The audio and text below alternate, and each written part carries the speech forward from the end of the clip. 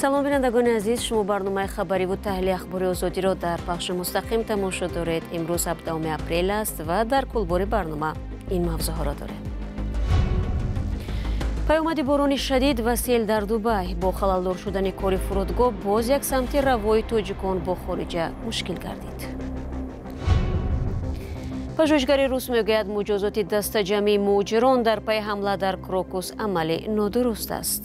зодагони тоҷикистон дигар як бахши ҷудоинопазири ҷомеаи Русия ҳастанд. ва Сайҳун ки дар шимоли Хуҷанд шаҳраки рӯяҳо буд, ҳамоно шаҳри орзуҳои нек боқӣ мондааст.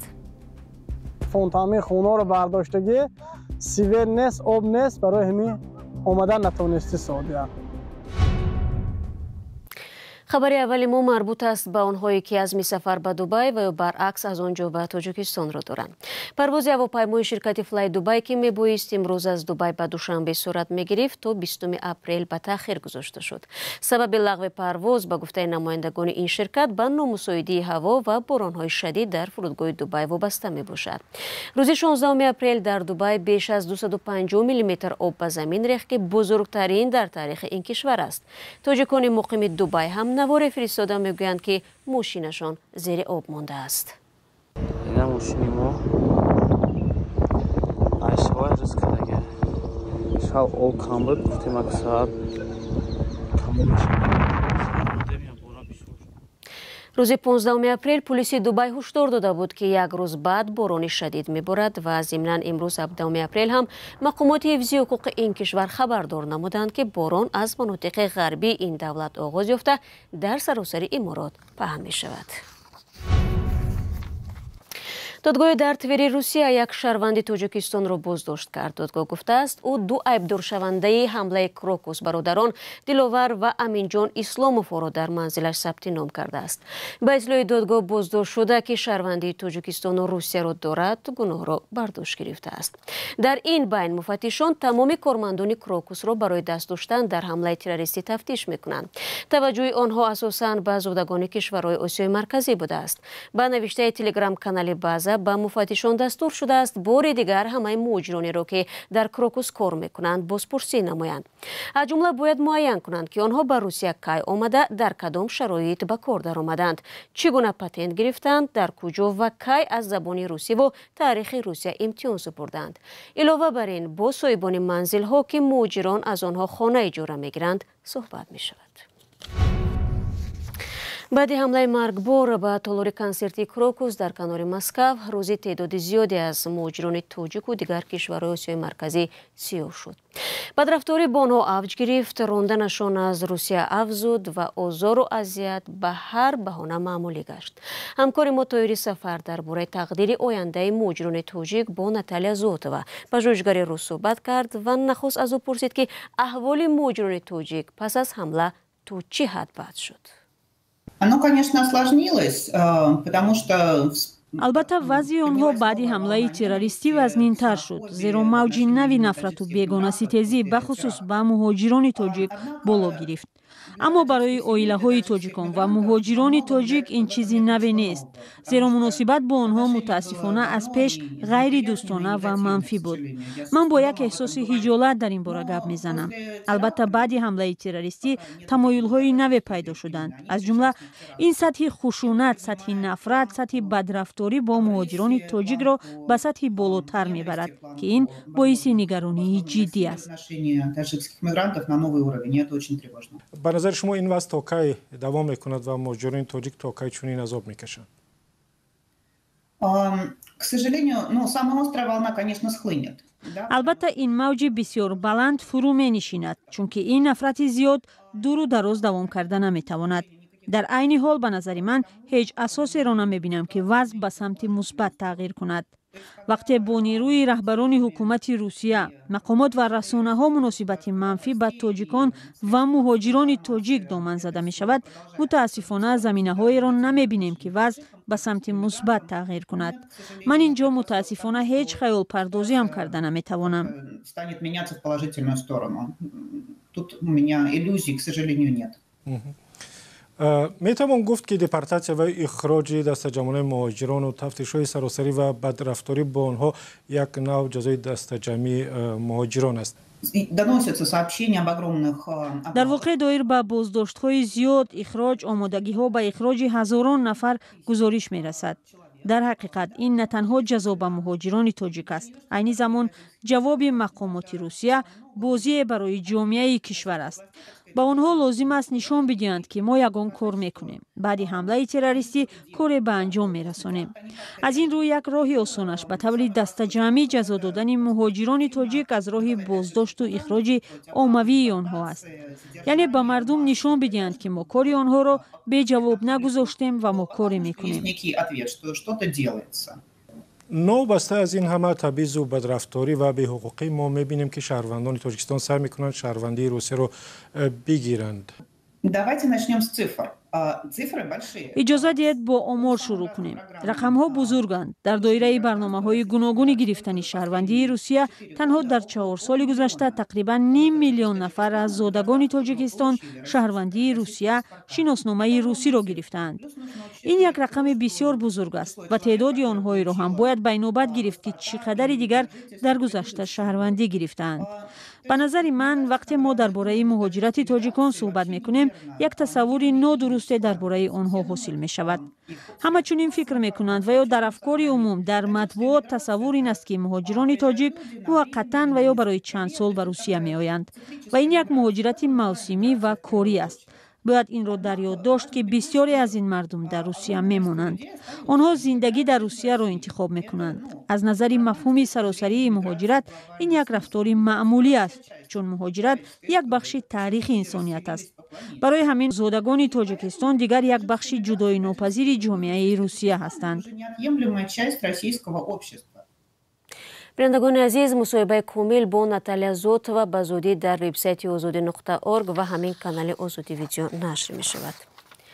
موضوع مهاجرت را ادامه می دهم. باعث تاسف است که تعقیب مهاجران نه تنها تاجیکان بلکه تمام زادگان آسیای مرکزی را فرا گرفته است. حالا درباره یک مهاجرزن قرغیز گزارش داریم که آن را تلویزیون نسته شیوری می آماده نموده همکارم مومن احمدی تقدیم می کند. در دوام 2 ماه به خانه اجاره ما تقریبا 6 بار آمدند. هر بار آدمان گوناگون بودند. تنها یک بار ناظر منطقوی آمد. از همه‌اش با آداب‌تر. او در را انگشت زد و گفت اجازه هست درایم؟ دیگران زده می در آمدند. حالا فکر میکنم که آنها برای پورگیری می آمدند. یک بار به حد زنگ در را زیر کردند که دود برآمد. ما دود رو خاموش کردیم و آنها رفتند. خانه را به عزیزه و 7 همراهش کارمند سابق پلیس اجاره داده بوده است. مهاجران دیرتر فهمیدند که این بنا برای کارمندان وزارت کارهای داخلی ساخته شده است. به عزیزه در اداره پلیس گفتند که چهره آنها به یکی از گنرال های ساکن این بنا معقول نشده است. زن بارها به شعبه پلیس دعوت شده است. در اتاق 2-3 ساعت نگهداری شده برایشان اجازه حاجتخانه رفتن ندادند. از آنها طلب کردند خانه را فوراً ترک کنند. او به من فشاری روانی می آورد. گفت که آنجا گنرال ها زندگی می کنند. شما به آنها خلل می رسانید و آنها چهره شما مهاجران را دیدن نمی خواهند. آشکارا گفت شما اینجا کسی نیستید و آدم هم نمی حسابیم. همین خیلی معامله داشتند. بعداً مفتش هم گفت شما از اینجا می روید. من گفتم که نمیفهمم. آخر همه حجت های ما درست است و چرا باید رویم؟ گفت شما را دیدن نمی خواهند. تمام. دلیل رسمی شکایت از بالای مهاجران را به آن ربط دادند که گویا آنها بیرون از پرتابگاه پرتافتند. عزیزه میگوید با او هیچ عریضه نشان ندادند، ولی وقتی او خواست شکایت نویسد و از امضای سند دست کشد، پلیس به سویش داد زد و تهدید کرد. پس از 3 ماهی تهدید و آمدن کارمندان پلیس به خانه اجاره، آنها این مکان را ترک کردند. عزیزه نیت دارد که به نزدیکی از روسیه بیرون شود. پیشتر میخواستم فرزندم را بیارم. حالا به هیچ شرط راضی نمیشوم که او را بیارم و خودم برآمدم میروم و در گمان است که برگردم. چون که این دیگر کشوری نیست که خوبی ببینی. اینجا پر از نفرت است. این نفرت به من اثر کرده است، اما کوشش دارم که خود را حفظ کنم و مثل آنها نباشم. برمیگردیم به تاجیکستان. 9 سال پیش با اشتراک پرزیدنت تاجیکستان در شمال کشور بنیاد شهرک نوی را با نام سیحون اساس گذاشتند و صدها نفر را برای زیست زمین‌های نزد حولگی دادند. اما تاکنون اکثر وعده‌ها درباره برق و آب عملی نشدند. فرزان محمدی از حال و هوای شهرک برای ما و شما گزارش می‌دهد. بنیاد شهرک سیحون واقع در 10 کیلومتری شمال خوجند سال 2015 با سرعت آغاز یافت و بعد یک سال با سبب‌های مختلف همین طور با سرعت باز داشته شد. از آن زمان تا حال به تقریبا 7000 اهالی احتیاجمند ولایت سوخت از این منطقه زمین‌های نزد حولگی جدا شده است. ولی طول این سالها به گفته مسئولین شهرک همگی 700 عائله در اینجا به ساختن خانه‌هایشان پرداختند و خلاص. برخی از شرکت‌های ساختمانی در آغاز تأسیس شهرک لایحه بنیاد چندین بنای 12 آشیانه را روی دست گرفته بودند. چنان اکنون مشاهده می‌کنیم یگان بلند آشیانه اینجا قامت نافراخته است. عائله جورایف ها 8 سال باز در شهرک سیحون زندگی می‌کنند و در این مدت بسیار سختی‌ها را به گفته خودشان کشیدند. آنها قبلا در جماعت یاوه زندگی می‌کردند و بنابر نداشتن خانه مقامات به آنها از این منطقه زمین جدا کردند. در آغاز بسیار امیدوار بودند که در شهرک نو زمانوی با شرایط مطابق به حیات زندگی می‌کنند، ولی این طور نشده است.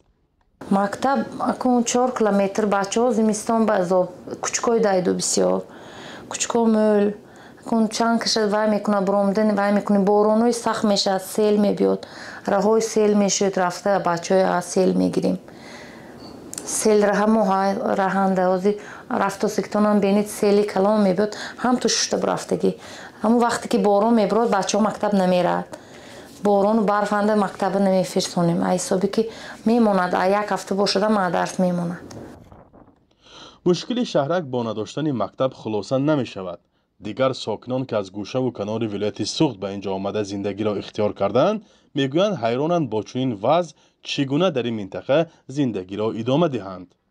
یک کس کسل شود میتونیم بیاریم گیریم دکتر نیست نمیشه سکور زنگ زنیم سکور بدن میدونید کوچه اول نامش نیست کافته یافته نمیتونند نمیره گشته میبرند دکترها باشه بدن ساخته مونده دکتر نیست حسابی که همون راه مشهور توان نیست دکترها هم نمیتونن شرایط نیست آمد رفت. حدود شهرک 2500 گکتار را تشکیل میکند و آن به 30 محله تقسیم شده است. به اطلاع دریافتی همگی 70 عائله در اینجا زندگی دارند. ولی شرایط زیست در همه محله ها یکسان نبوده است. بعضی محله ها چندین سال باز انتظار خط برق و آب هستند. من آمده وای برداشتیم. زبور منی فونتامی خونه رو برداشتگی سیور نیست آب نیست برای همین آمدن نتونستی سعودیه. در همین حال خورشید عارفی سردار مؤسسه دولتی نگهداری انشاءهای ساخته شونده شهرک سیحون میگوید با مشکلات موجوده مسئولان بلندپایه آگاهی دارند و بعضی از آنها سال جاری برطرف کرده خواهد شد. در اساس نقشه اداری ساختمان اساسی در سال 2024 باید ساختمان مکتب وقتی میانه آغاز کرده شود و ما امسال تصمیم داریم که با اداری ساختمان اساسی و با دستگیری محترم رئیس ولایت رجب احمدزاده اداری بینای مؤسسه دولتی را باید که به اتمام رسانیم و در حالت به اتمام رسانیدن در حدود همون بینای اداره ما همین باید به نقشه گرفتگی نقطه طبی را. کارشناسان امور شهرسازی میگویند زمینه بنیادی هر یک شهر جدید از تأمین نمودن اینفراساختار آن از جمله آب و برق رشد و تشکل می‌یابد. فرزان محمدی، رادیو آزادی، شهرک سیحون.